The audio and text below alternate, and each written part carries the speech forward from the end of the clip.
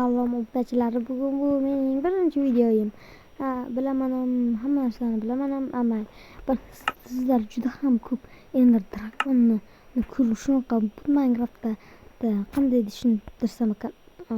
Hozir mana bu agar ko'rayotgan bo'lsangiz, mana ikkita Minecraftda ham ikkovi ham bir xil. Ikkovi ham bir xildir. Bu Minecraftlarda shunaqa ishlarni qilsa bo'ladi. Xo'sh, mana biz birinchi Minecraftga kiramiz.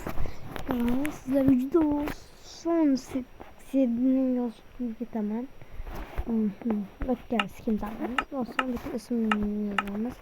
Xo'sh, bizga kerakli setda uncha qilamiz, o'tga bo'lmaydi.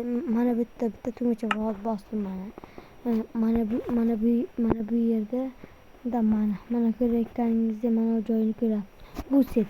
Bu yerga adashtirib qo'ymaslik uchun mana ikkinchisiga yozib qo'yasizlar.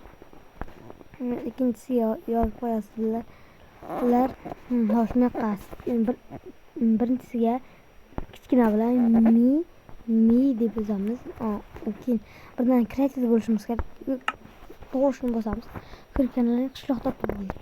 Bitta ikkita Ender portalga xonasiga olib boradigan yo'l bor.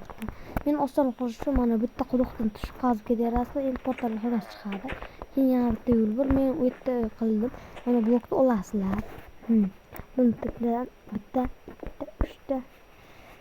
3ta 5ta 6ta 7ta. Mana 7tamiz, 6ta 7ta mashadan qazib ketaveramiz. Anlasizlar, ko'rasizlar. Ender portalini Ender Marvar shunday do'stlar ko'rmoqchi bo'lsalaring, mening kanalimga obuna bo'lasizlar. Shu videoda mana tadam.